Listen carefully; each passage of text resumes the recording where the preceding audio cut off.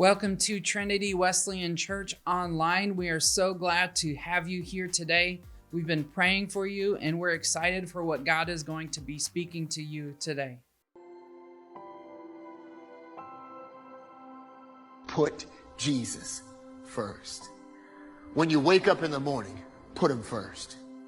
When you're tired, put him first. When you've got so much going on and it's so busy and there's so much to do, put him first.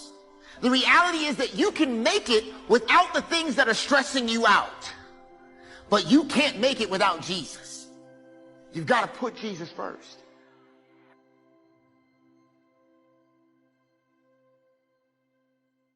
I kept looking for something else to preach on this week. I kept looking at for the past couple months. I knew that this day was coming and that God wanted me to talk about this, and I didn't want to do it. And a couple weeks ago, as I was finding scripture for what God wanted me to talk about, I just kept coming back to this passage. It's Joshua chapter 17. Like if I didn't preach on this passage, I would be disobeying God. And it's not easy in this passage to find nuggets of truth in this passage, but I had to mine these things out and research. I had to dig all these meanings out. Because typically it's pretty easy to find what God wants me to preach about, but I really wanted the easy way. But God said to take the hard way. You can do easy way or the hard way. Like in the Lego movie, if you've seen it, there's the bad cop and good cop, and he's talking to the special, and he says, "Oh, he took the hard way." And this is the perfect setup of where God is speaking to us today. The difficult way is where God's provision thrives. Like if losing weight was easy, we would have done it by now. If reading a book every week was easy, we would have done that. If being financially healthy and having savings, we would have done it by now. What's better for you is always more difficult. Not sticking yourself in difficult situations on purpose, like I'm going to spend all my money, I'm going to balloon up to 600 pounds so that it's going to be so much sweeter when I finally get there. But you're finding the wisdom to climb up, not the foolishness to go lower before you go up. Paul is speaking, he says to, Paul is speaking and he says, should we go on sinning to make God's grace abound? Obviously not. You don't go down to come back up. Great things never come from comfort zones. Great things never come from where we're just waiting for something to happen. It never happens. We have to go and get them. So Joshua 17, verse 12 is where we're starting today. It says, yet the Manassites were not able to occupy these towns, for the Canaanites were determined to live in that region. However, when the Israelites grew stronger, they subjected the Canaanites to forced labor, but did not drive them out completely. The people of Joseph said to Joshua, why have you given us only one allotment and one portion for an inheritance? We are a numerous people, and the Lord has blessed us abundantly. We go back to, it says the people of Joseph. And I need to tell you who these people are before we can go forward. The people of Joseph, or the tribe of Joseph, is the tribe of Manasseh or Ephraim. So the tribe of Joseph means Manasseh, that tribe, or Ephraim, or the people of Joseph. So Joseph had the sons Manasseh and Ephraim, and they became their own tribe. And Manasseh, if we go into what Manasseh means, it means to forget hardship. And his other son's name is Ephraim, which means fruit in the land of affliction. And Joseph, the father of these two sons, the one to forget hardship and be fruitful in the land of affliction, the father's name, Joseph, means to increase, or he will add. So Joseph begat these two children to forget hardship, to forget the things that had happened, but also be fruitful in this land that they were coming to. Verse 15, it says, if you are so numerous, Joshua answered, and if the hill country of Ephraim is too small for you, go up into the forest and clear the land for yourselves, there in the land of the Perizzites and the Raphites. The people of Joseph replied, "The hill country is not good enough for us, and all the Canaanites who live in the plain have chariots fitted with iron, both those in Bethshan and its settlements and those of the valley of Jezreel." These people were complaining. They're saying, "What you've given us is not enough. We want more. It's not the hill country. I don't want to go up into the hill country, and I don't want to cut down all this land. I don't want to cut down all the trees, drive the people out. I don't want to do that." And these people are complaining. There's people that have chariots. They're fitted with iron, and these people are strong, and they're afraid. Their land had people living in it, the land that they were supposed to go into. But if you go back, they're actually supposed to have destroyed the Canaanites a couple chapters back in chapter 15. But they never finished the job. They were supposed to be able to just walk into their land. They're supposed to just be able to take this, but they had their one allotment, but they wanted more. And basically they would have had that ability had they finished the job. And it's like being a parent. I joke about having kids so we can do the chores twice. Once for telling the kids how to do it and walking them through it. And then again because they didn't do it right or they didn't finish it. Or we came back and find it wasn't finished like they said it was. You're supposed to pick up the toys in the basement. They're like, "Yes, we're all done. We're all done." You check back later and it wasn't done. It was supposed to be easier because they did all the hard work and finished the job, but they never did. So they made it harder for themselves than what was originally planned for them. They complained because it wasn't our fault. It wasn't our fault. We weren't given enough, and we had all these complaints, and everybody's giving these excuses of why this didn't happen. And number two, they complained because what they were given wasn't enough for them. They wanted a different allotment that was easier. They wanted something else that was going to be easy, where they didn't have to work for it. And they didn't take the hard way, but eventually they actually had to take the even harder way because they didn't do what God told them to do in the first place.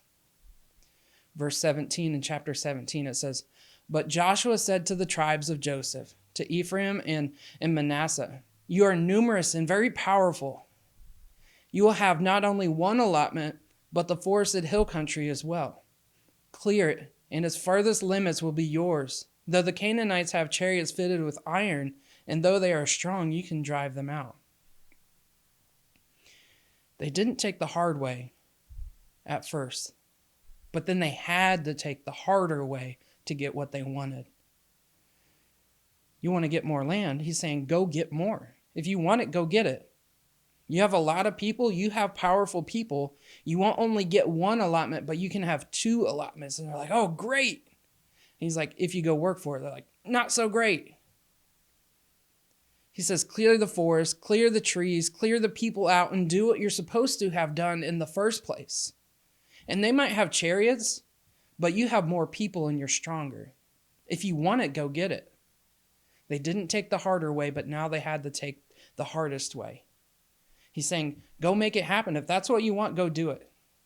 And don't wait, because waiting is just going to put you further behind. Farmers get up before the crack of dawn, before most people would actually get up, because if not, it's already too late. They would run out of time. They'd be working well into the middle of the night, the early morning hours. And farmers plant before we ever think that planting should happen, because it takes time to grow the crops.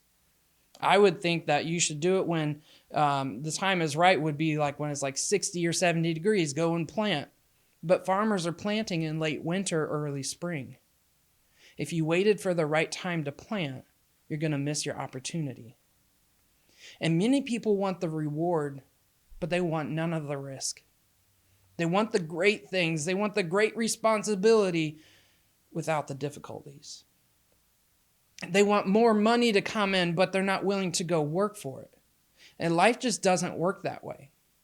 Doing nothing doesn't change your current situation. You can wish it to happen. You can will it to happen. If I think that I can do it, I can do it. But it's never going to happen until you do something. You say, I want my financial situation to be better. I want my marriage and my relationships and my house and my spiritual life to be better.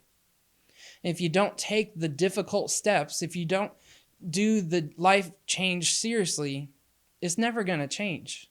You can wish it all you want. You can want a huge church. You can want life change to happen in our church. You can want your marriage to get better. You can want your finances to get better. But unless you do something, it's never going to change. It's like Dr. Seuss says, unless someone like you cares a whole awful lot, nothing's going to get better. It's not. That comes from the book, The Lorax. Unless you care about it so much that you're willing to change for it, you're willing to go work for it, nothing's ever going to change. You want the reward, you got to take the big risk. I'm not a card player. I don't play poker. I don't play euchre. It's too confusing for me. I play games like War and Go Fish. But people in poker, they see the possibility of something great in the future. And there's two options when you're playing poker. You can fold or you can go all in. You can fold and say, no, the risk is too big. I don't want to risk that much. Or you can go all in. You can stop what you're doing. You can basically just lose a little bit. Or you can go all in if you see something that is great that is going to happen. You can, I will risk this much money so that this can happen. And we go to the end of John and the Gospels. It's one of the final stories before Jesus ascended to heaven. John 21:3, it says, I'm going out to fish, Simon Peter told them. And they said, like all guys do, we'll go with you. If somebody's going fishing, guys will head out with them. So they went out, they got in a boat, but that night they caught nothing. Which reminds me of how I fish, is I catch nothing. I try, and I go with people sometimes. I don't catch anything. I'll do exactly what they're doing, and I never catch a fish. So it sounds like how I fish, but these were experienced fishermen. Like this was an anomaly. It says, early in the morning after they had fished all night, Jesus stood on the shore, but the disciples did not realize that it was Jesus. He called out to them, friends, haven't you any fish? No, they answered. He said, throw your net on the right side of the boat and you'll find some. And it's like, don't you hate when people tell you how to do your job? Oh, I've been out here all night. You think I haven't tried the other side? You think I haven't, like, under the boat, there's no wall under the boat that if I put it on this side, that there's going to be fish there magically. Or if I put it on this side, there's going to be none. Like, oh, if only I would have thought about that. Like, let me throw it on the other side. Like, it's frustrating when people tell you how to do their job. But Jesus says to these master fishermen, he says, throw it on the right side of the boat and you'll find some. And they came up against a huge risk of looking dumb versus a big reward. What else do we have to lose? We have nothing else to lose. We've been out here all night. Maybe this crazy guy, they didn't know who this was at this point. Maybe this crazy guy's onto something. When they did, they were unable to haul the net in because of the large number of fish. Then the disciple whom Jesus loved said to Peter, it is the Lord. As soon as Simon Peter heard him say, it is the Lord, he wrapped his outer garment around him and jumped into the water. Verse 11, so Simon Peter climbed back into the boat and dragged the net ashore. It was full of fish, 153. And here's the two options they could have had that day. They say, no, this guy is crazy. That risk is too much. And they would have been stuck with 0 fish. But they were willing to look a little crazy. They were willing to throw it on the right side of the boat. Maybe this Jesus character is who he says he is.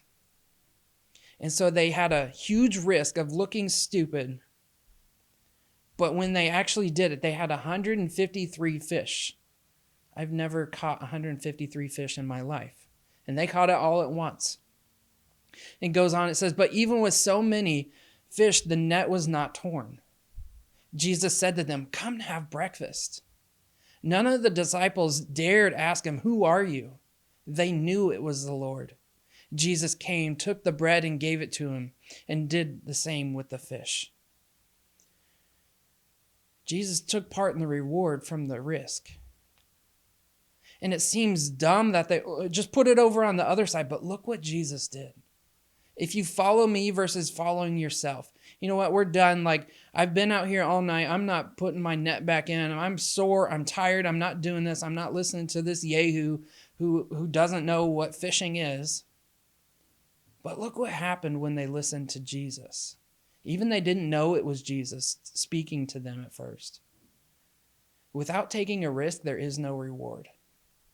The other option is zero. The other option is nothing. So there's a big risk, but if you just not do anything, there's no reward. Nothing else is going to happen. Or you can go out swinging. You can go all in. You can go trying everything. Colin Powell once said, if you're going to achieve excellence in big things, you develop the habit in the little matters. And going all in means going all in every area of life. Like, you have a set number of chips on the table. And we want our church to be Jesus in our community. We can't sit back and wait, but we have to go all in, go to where the people are. Because people don't randomly come to church anymore, so we have to go be Jesus to them. And yeah, we're going to risk looking a little crazy. We're going to risk a lot of things. We're going to risk a lot, but every single time where I follow Jesus, where I've seen other people follow Jesus into the crazy steps of their life, Jesus comes through with the big reward. Going all in means going all in every area of life. That your chips are on the table. You have the option to hold your chips. You can fold your cards. Or you can go all in, saying, everything I have, I'm putting it in. God, I'm trusting you with everything. And here's the challenge. Here's the challenge for today. Go all in. Give whatever you have for one full year. We're starting today, May 1st, 2022, and we're going to go to April 30th, 2023. And we're going all in as a church, as a step of faith, saying, God, here is my life. I am risking everything for you. Here are my finances. Here is my time. Here is my schedule. Here is my marriage. Here is my children. Here is my job. Here is my house. Here is my car. Here is my wallet. Here is my keys. Here is my spiritual life. Everything that I have is yours. I'm giving it to you for one full year. Saying, God, I'm taking a risk for you. I'm going all in. God, I'm giving you my life, everything that is in it. God, that I'm going to give you 10% of what I'm making. And it's a risk. It's a risk. And I'm going to give you my time, the extra time that I have. I'm going to take out things that are not according to your plan, that I can get rid of, that I don't have to watch as much TV. I don't have to read as much news. You'll probably be happier. And you're saying, here is my schedule. I am carving out this time for you. I'm carving out this time for you to use me however you need to use me. Here's my marriage. I know sometimes it's not going well, but here's my marriage. I'm going to go all in with my marriage. And here are my kids, and sometimes they don't listen to me, and sometimes they don't do what I want them to do, and they go out on their own sometimes. And you're saying, here is my job. Everything that I do at my job is an act of worship for you. Here's my house. Whoever comes onto my property is a way that we can minister and bring Jesus to other people. Here's my vehicle. Everywhere I go becomes an avenue for you to use that vehicle, whether it's to drive somebody somewhere, whether it's to take something to somebody. Here's my wallet. Everything that's in it, my credit cards, my debit cards, my driver's license, every single thing that I have in here, here is that. Here are my keys. I am letting you into every area of my life and saying, here is my spiritual life. I'm going to pray more. I'm going to read more. I'm going to worship you more. I'm going to evangelize to people more. I'm going to unleash hope. I'm going to get rid of the things that are not of you. I'm going to go all in on discipleship. I am taking a risk for you. And it's saying I'm going all in on every area of life. Because if you go all in, you can't pull some chips back from the table. Say, I'm going all in, but you know what? I'd like to hold on to my finances. Or I'm going all in, but I want to bring back my house. I don't want people to come to my house. You can't hold things back when you go all in. And this is a challenge for all of us. This is a church-wide challenge. It's an individual challenge, but it's a challenge for our church. And you've been given a card. And what I want you to do, if you are going all in with us this year, I want you to write your name on that card and give it to us. Keep the wristband. I have my wristband on right here. It's a reminder to go in for one full year and see what God does. I'm taking a risk, but I know that when we go all in, that God is going to come through. Like when we toss our net on the other side of the boat, or like the people who had to go work for it, that they had to cut down and clear the trees so that they could have the allotment that they were wanting. That when you look at it, when you look at your wristband, it says all in. That when you feel like being tempted where I'm gonna let selfishness arise in me, it's saying, no, God, I'm all in. That's a reminder. Or when you're going to the grocery store and you're like, you know what? I don't want to pay for that person's groceries. Even though you feel that down in your heart, you're just like, I don't want to. It's a reminder that we are all in. Every single thing that we do is a reminder that we're going all in. And that's going to be something we're going to be talking about. I want it to be a daily conversation for you. When somebody says, oh, I can't believe that church is doing that. 1 year that I'm going all in even if I don't agree. I'm going all in as a person, even sometimes where I don't agree with what God is telling me to do. I don't do this for fun, but I'm doing this for the people who are not yet here. I'm doing this for the people who have not yet met Christ. I'm doing it for those even when it doesn't fit my agenda. That I am focused on God's will. I'm focused on what He wants me to do. And even when I feel like, you know what, I don't want to go help that person tonight, I'll do it tomorrow. I'm going to take that step and say, I'm going to do it right now. I'm going to do what it takes, and I will go above and beyond for 1 year. And 1 year sounds like a lot. I've been on this earth for 31 years. Some of you maybe 33 years, maybe a lot more. But years go quicker when you get older. And 1 year we're going to look back, and I know that we're going to look back and we're going to see, I took a risk for you, God, but look what happened. Look whose marriage came back together. Look whose finances came back together. Look at how my neighbors are different. You see that they're talking to each other again. You see that their addictions are being broken, that forgiveness is happening. When we look back in 1 year, we're going to be able to look back and say, God, you did this. I threw my net on the right side of the boat when it seemed dumb. And I'm trusting you that you're going to bring in the 153 fish. I'm trusting you that you're going to do more than what we could do on our own than just waiting for it to happen. And it's a risk. But there's a bigger risk of not doing anything. And you get to heaven, and Jesus asks, he says, where's your children? Why are your children not here? Where's your neighbor? I put you in a spot that you could reach your neighbor where nobody else could reach them except you. Where's your neighbor? Where's your coworkers? I thought you did everything with your friends except why not your spiritual life? Didn't I give you everything you needed? I gave you everything to go in and take this land. But where's those people that I put you in charge of? Didn't I go above and beyond for you? Where's everybody else that I asked you to go bring? And you're saying it's not for my glory. It's not my will, but it's your will and your glory forever and ever. So what I want you to do is I want you to take that pen and write your name on it. If you're going all in, putting it as a reminder. And we're going to go through these. We're going to start praying for you specifically. That we're going to go through all these people that are going all in this year. If you don't feel like you can go all in this year, I want you to feel free to come all in, come all aboard with us. Do whatever you feel like you can do. But this is a call for people who are going all in all today. That, yeah, it's a risk.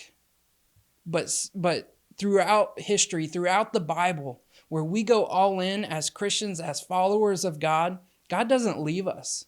He doesn't forsake us. He doesn't let those things happen. He doesn't say, hey, I want you to go all in so you can look dumb.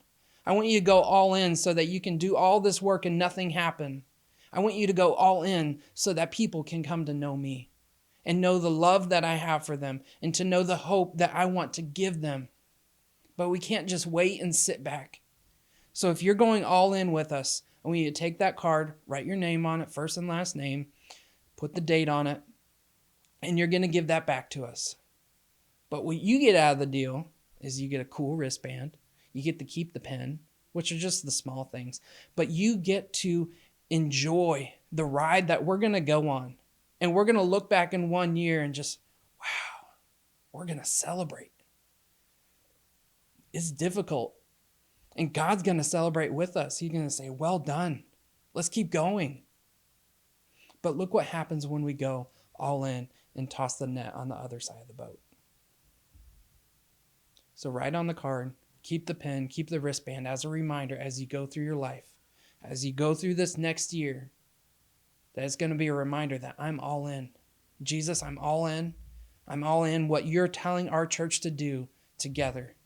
I'm all in for you and for your glory.